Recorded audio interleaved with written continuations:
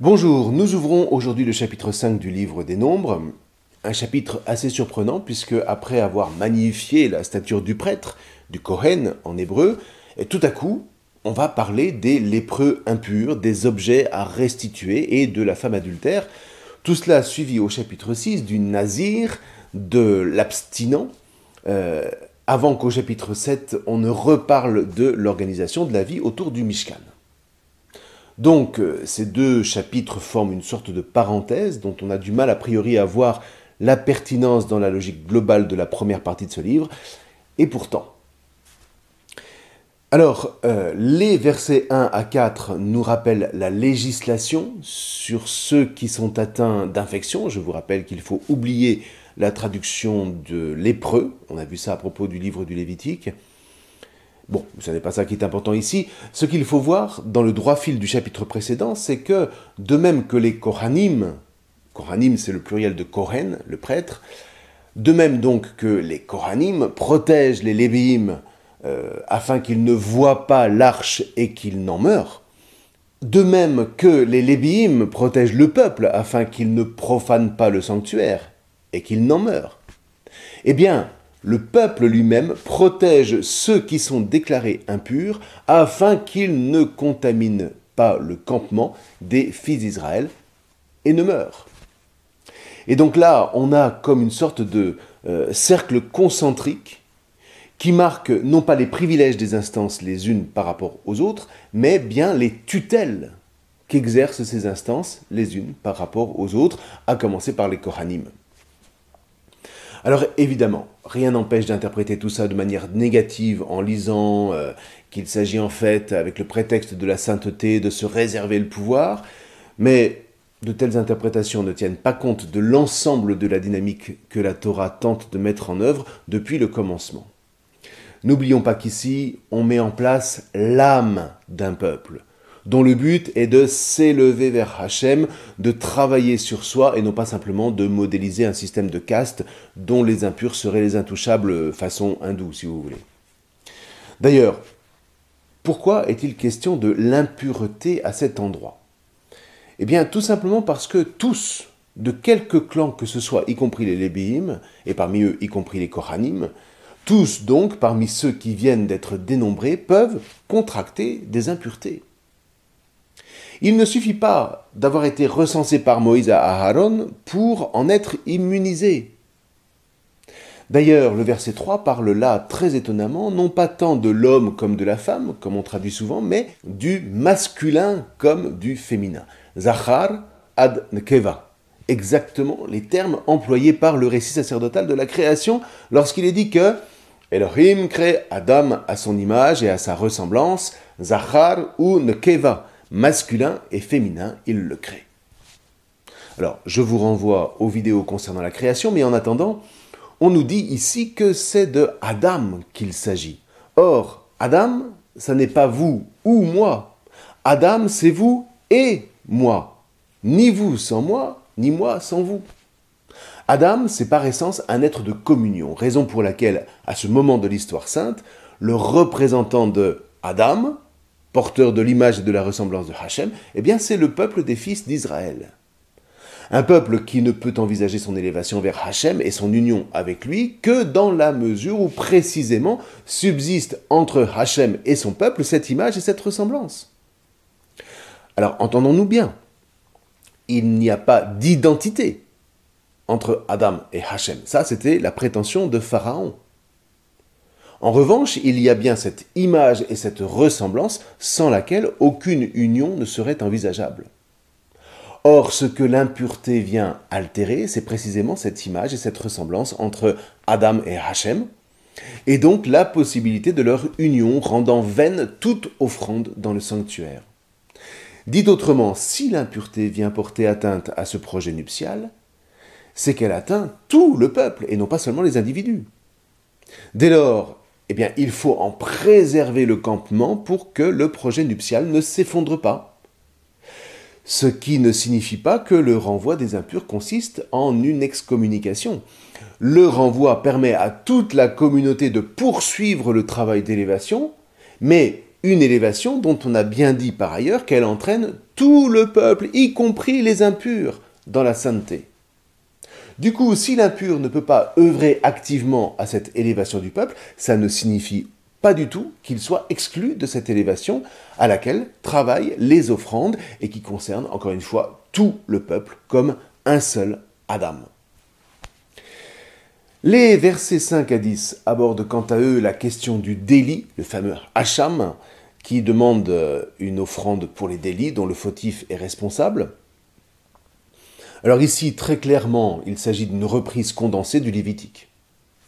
Lorsqu'une âme, une nefesh, manque et fraude d'une fraude envers Hachem, soit qu'elle mente à son compatriote au sujet d'un dépôt, d'une chose confiée en main propre ou d'une rapine, soit qu'il ait extorqué son compatriote, ou si, ayant trouvé un objet perdu, elle ment à son sujet en prêtant un faux serment, en tout ce qu'un Adam fait pour manquer, quand elle manquera, elle, c'est la nefesh, elle sera coupable d'un délit.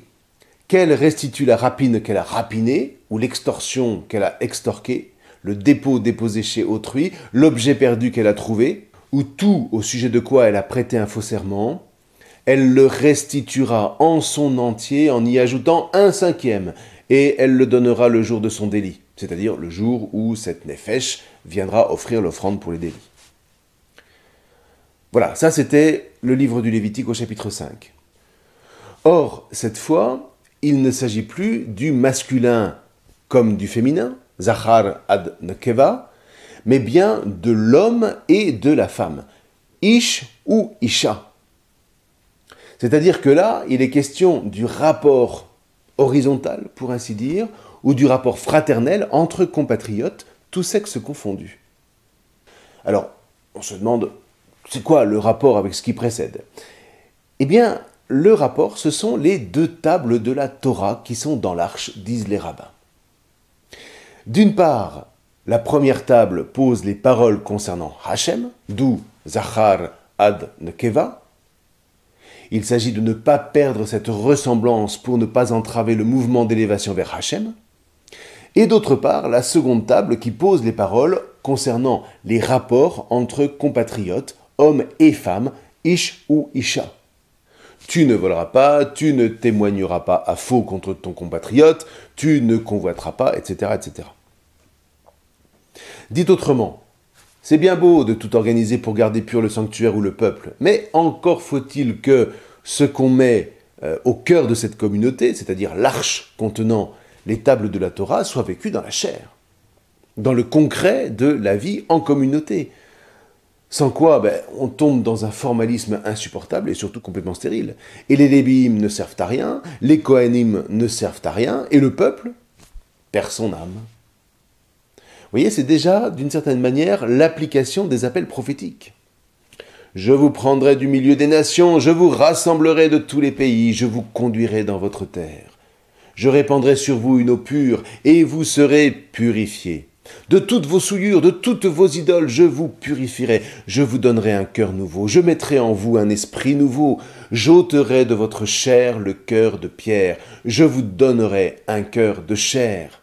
Je mettrai en vous mon esprit. Je ferai que vous marchiez selon mes décrets, que vous gardiez mes préceptes et que vous les fassiez. Vous habiterez la terre que j'ai donnée à vos pères. Vous serez mon peuple et moi, je serai votre Dieu. Voyez, autant de paroles qui ont été dites par Ézéchiel au moment de l'exil, mais qui résument parfaitement les versets 1 à 10 de notre chapitre, au moment précisément où il s'agit de se préparer pour prendre la route vers la terre que Hachem a juré aux pères de leur donner. Comme quoi, vous voyez, exil et exode, même combat. Alors d'accord, l'arche est au milieu de vous, mais ça n'est pas de la magie. Vivez ce que les paroles inscrites sur les tables disent. Portez dans vos cœurs de chair ce qui est gravé sur les tables de pierre. Il faut que les paroles que contient l'arche et sur lesquelles sont chargés de veiller Kohanim et Lévi'im constitue une véritable marche intérieure pour tout le peuple. Je ferai que vous marchiez selon mes décrets. C'est à nouveau le Lech Lecha, le va vers toi lancé par Hachem à Abraham au moment pour lui de prendre la route au tout début de l'histoire sainte.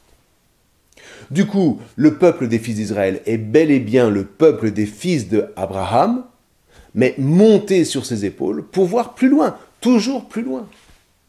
Pour lever les yeux jusque vers l'horizon de Hachem qui est à l'intérieur de l'homme et non pas dans des espèces d'extase céleste. Reste que pour ça, il faut se mettre en marche concrètement, charnellement. C'est ce qu'on a dès après le péché d'Adam et Ève. Dieu ne les punit pas, il les met en marche, il les met en route. C'est ce qu'on a avec Abraham, avec Yaakov, avec Moïse. Et donc, c'est ce qu'on a avec le peuple. Vous voyez, dès qu'il se croit installé, il cesse de marcher vers lui, il cesse d'agir à la mesure de sa mission, et Hachem est obligé de le relancer sur le chemin, et c'est l'exil. D'ailleurs, l'Église se comprend exactement de la même manière. Elle-même n'a pas de territoire. Elle est constamment sur les chemins, sur les routes, à la suite de son fondateur, puisque Jésus était lui-même un prédicateur itinérant. Dans le fond, toute la Bible est une route. Toute la Bible est un chemin sur lequel il s'agit de se lancer, de s'élancer. Et c'est encore Deutéronome 30. Je mets devant toi la vie et la mort, choisis la vie. Dit autrement, vis en toi ce qui est inscrit dans les 10 paroles. Après, peu importe que l'arche soit au milieu de vous ou non, quand elle aura définitivement disparu matériellement du temple de Jérusalem au début de l'exil, qu'importe si elle est inscrite dans les cœurs. Sauf qu'il faut bien commencer à un instant T, et ma foi, il est là, l'instant T, à ce stade du livre du Midbar, où la Torah commence à germer dans le cœur d'un peuple encore aride, mais c'est pour que peu à peu fleurisse le Midbar. Du coup, écoutez, la suite ne pose pas de problème logique. La question de la femme adultère reste dans le registre de la seconde table de la Torah. Tu ne commettras pas d'adultère. Mais bon, on verra ça la prochaine fois parce que le texte n'est pas si simple. En attendant, je vous souhaite une bonne lecture de ces 10 premiers versets du chapitre 5 du livre du Midbar. Je vous remercie.